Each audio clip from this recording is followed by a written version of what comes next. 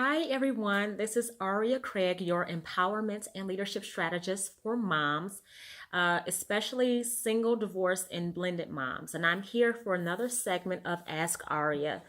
So I've gotten this question the most because the holidays are among us. Christmas is next week, and the following week, of course, is New Year's. And I've gotten the question of how to make sure that we have a happy holiday as a blended family. So I was on WVON 1690 radio day before yesterday with Art Chat Daddy Sims, my husband and I, and we talked about this particular subject. And I had a lot of tips, but I want to go over just 3 tips for you this time around. So the main one is if you haven't already done this and made this a tradition in your family, now would be a good time for you to start. What we used to do at the very beginning, and we stopped doing it.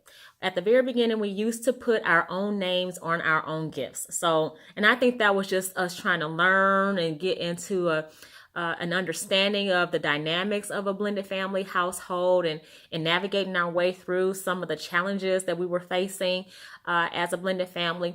The gifts that I bought, I would make sure I put my name on them, and the gifts that my husband bought, he put his name on them. So right now, we've changed all of that around. We've done that maybe over the last couple of years in our 6-year marriage, trying to figure out how we can make things better as a blended family household, because the holidays are very stressful. And as you all know, if you're a blended family household, it's even more stressful when you're dealing with another parent that's not exactly the best person to, ideal to have a relationship with. Even though you want to have a relationship with that person, you can only do so much. And I'll talk about that a little bit later. But this particular one, it would be a good idea for you both to put your names on the gifts, because the children see that as a joint effort and you're moving forward jointly as a blended family household in your family structure with doing things as a family unit. So that's tip number 1, putting both of your names on all of the gifts for all the kids. The second one that I have, the second suggestion or advice that I have, well, actually the second one and the third one take a little bit more in terms of communicating with the other parent. So this one, the second one is, if you have, I don't know if you have, which in my idea is really the best thing to do, is to get a visitation. If you're having a hard time with the other parent or you're divorced, you might have something already set in the divorce decree with how to separate the time with the kids on the holidays, like who would get to spend a certain amount of time or all of that holiday with the kids.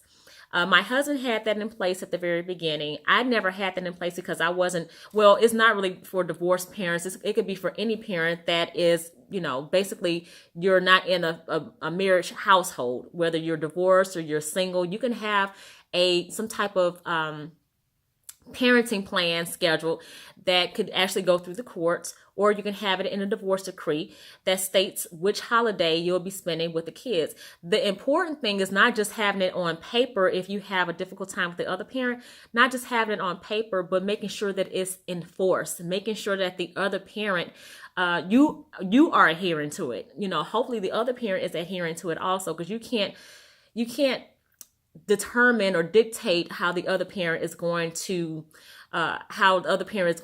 react or respond or do things. So a perfect example, which I normally like to use, are my own experiences. So for several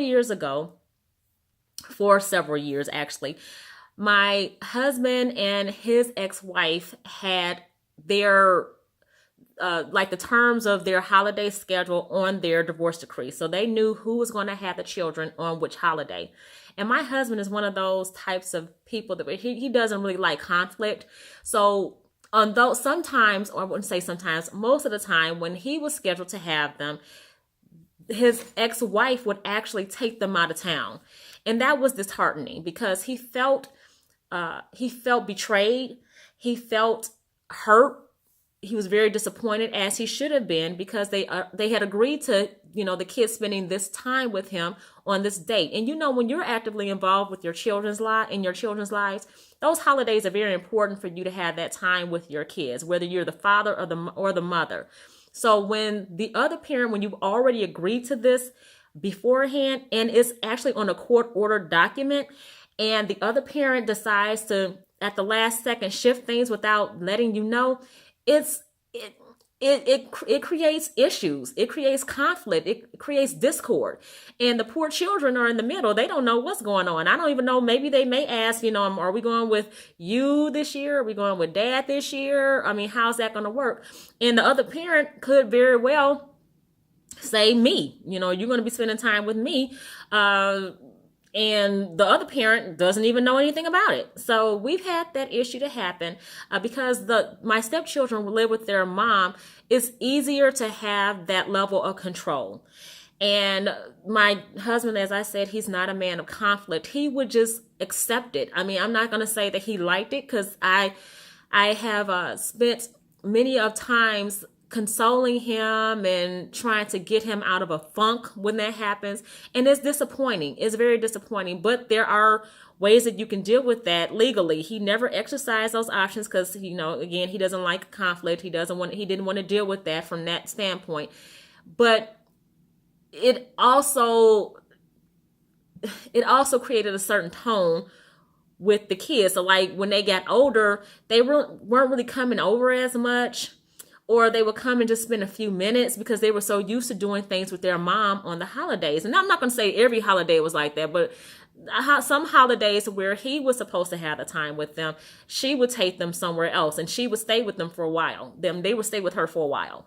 So now they're all older. They all have their cars, all four of them, including mine, from my single parent. They all have their own cars. So now they can make their decisions on who they're going to spend time with, which actually is kind of stressful for them too, because now they're like, okay, I don't want to disappoint this parent over the other parent. I have to say, have a cutoff time so that I can go. And, they're older, so they want to hang around their friends, do things, without the parents, to where they want to have their own fun. So it's a little bit stressful for them at this point, being older. I could say that it's a little bit easier when you're younger, but if you have discord where the other parent is not acting right, that's not fun. You actually have a better time with trying to negotiate that with them when they get older and they have the car to where they can make their own decisions and they can go and come as they please. So the third tip that I have involves, again, communication with the other parent.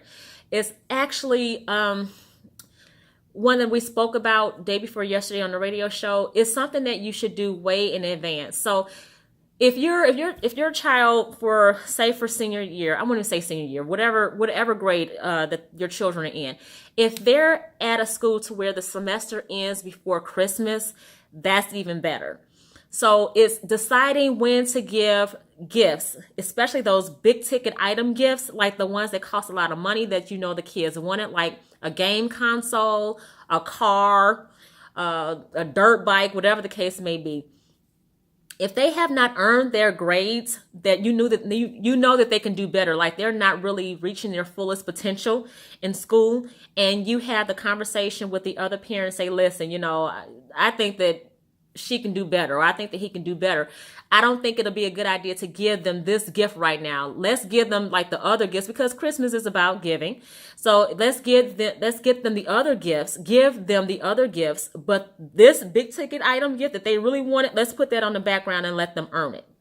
So if you had that discussion with the other parent and the other parent agreed, that's great. Like if you say, like if the kids are in your household and you told the dad, and he agreed, like, yeah, I think that she could have done better in that particular class, or she's failing that class. And, I've spoken to her with different things that she can try to get her grade up. And it's basically, if they're seniors, you really are going to hold them accountable, because by the time they go off to college, their teachers are not going to care. So you're already molding them and helping them and guiding them with some steps that they can take to get their grades better before the semester closes out. And they don't do that when they can do better in that class.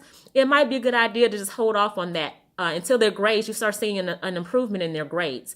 If they are, say for instance, their semester ends after they come back for break, for the past, I think I want to say just about every school year, just about my son and well, yeah, even in my stepkids' cases, because the school districts are close to each other, they all ended like maybe around the same time, which was normally after the holiday, like maybe 1 or 2 weeks in January, the first or second week in January. So you had time to think about, whether or not they're going to get that gift, and tell them you got 2 weeks to work that grade up, or a week to work that grade up. If the semester ends the second week in January, you have 2 weeks. And when you go back to school, to get your grade up, figure out what you're going to do, whether it's talking to your teachers, getting tutoring, trying to understand a concept, turning in late assignments, whatever the case may be. And then you'll get your other gifts.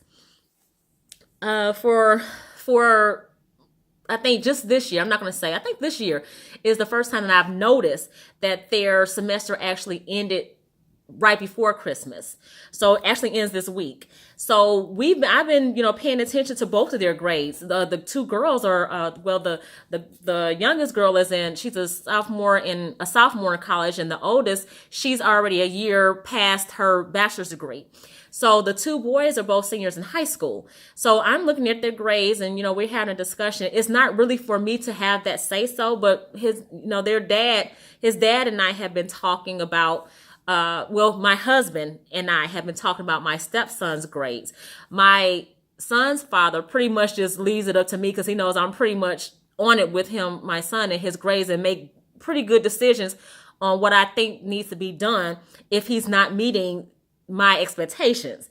So he's pretty much on board with me with whatever decision I make. So I think that's a good idea. Think about that. However, you may have a type of relationship with the other parent to where they may, do something that just undercuts the agreement that you all have. For instance, if you and him agree that no, he shouldn't get this, this Xbox or whatever it is because he has an F rolling in his class, and we need to at least get him in a passing grade, and his semester is not over until the second week in January. Or the semester is over now, but you need to see an improvement in that grade in the third quarter, however the case may be, however you guys want to agree to it. And then on Christmas, he gives, the dad gives, your son a gift anyway. That is, I don't know how to explain that. That is very underhanded. It's undercut. And actually, this is what I mentioned on the radio show. It actually makes your son's dad look like a hero. After you both agreed that wasn't the decision. Like, we were going to put this particular gift off to the side until he made some improvements in his grade, and knowing that that's something that your son really wanted, and then he gets it from his dad after you both agreed that wasn't how it was going to work. That's just, yeah. There needs to be a conversation had about that. Definitely needs to be a conversation. So, and even if you can say, well, you know what, why don't you give it to me? And then, I'll wrap it up or whatever, but then you put it off to the side. Or I don't know how you all want to do that, because you can't control what the other person is going to do, what their actions are going to be. You can only control yourself and how you respond to it. And, in the case of what I said for number 2 with my husband and his ex-wife, it's been a challenge. And that's the type of relationship that I have with her. The relationship that he has with my son's father, they get along. They could be in the same space and laugh and joke with each other, have a good conversation. But the relationship that I have with my children's mom is not that way. Like, we cannot even coexist in the same space. I can coexist with her, but she has a hard time with it. But that all has to do with a certain level of maturity. So anyway, I just want to say thank you for joining me today. This segment of Ask Aria. And by the way, just really quick tips. Also, while they're on vacation for the next couple of weeks, if they are seniors in high school, this needs to be the time that they are working on. If they have not already submitted their applications, if they have not already, you have not already completed their FAFSA, which that should have been done on October 1st. I'm not going to say should have been. The best time for that to have been done should have been October 1st for that. So that you can guarantee them more money if they qualify. So, but if they have not already applied to certain schools, this is the time for them to start, you working with them to see what exactly they want to do if they don't know and you haven't already had that discussion. What do you want to do? What field of interest do you have? Do you want to go into? And what is a good school that will really support them in that field? And whether or not they want to go away, whether or not, they might want to live on campus, even if they stay in state. If that's something that you think is feasible and you think it's a good idea, you need to explore that with them. And also look at scholarships for those students that are not getting full rides. There are a lot of scholarships that they can apply for that can help them fund their tuition.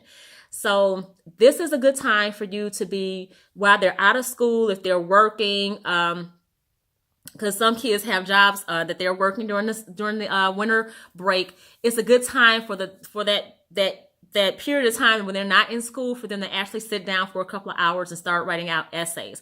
In actuality, that's another conversation that you could probably have with the other parent and your spouse. If you're married, with your spouse, the other parent. If the other parent is married, all four parents need to be getting together to support their child's effort in guiding them through college, guiding them through the last year of high school and how things are going to work entering in college. Not trying to be in debt, trying to get scholarships, trying to figure out what you want to do. If you don't know what to do, maybe considering a college, a 2-year college that's around, and transfer those credits over. And, let them get a feel of what they may want to do. So, but that's a discussion. That should be a joint effort between all four of you all, because all four of you all should really want what's in the best interest of your children. So I know for me, it's been just me with to some degree, and it's been very stressful, but I'm hoping to get the other three on board, because we, with my husband and my stepson, and then it's been me with my son. And now my husband I'm telling him take a back seat. Now let me kind of come in and help him out with some things. And I told my son's son, you need to have a talk with your dad when you go over there on Christmas. Him and, his wife need to be supporting you. Now it's about to be January. It's about to be 2018. They need to be supporting you with helping you with whatever it is that you need to get you prepared for college. Everything should not be falling on one parent. It's very stressful. So if you haven't already done that, again, they had time off of school. This is a good time for them to start working on that. So until next time, this is Aria Craig signing off with Ask Aria, and I will see you the next time. Thank you. Bye.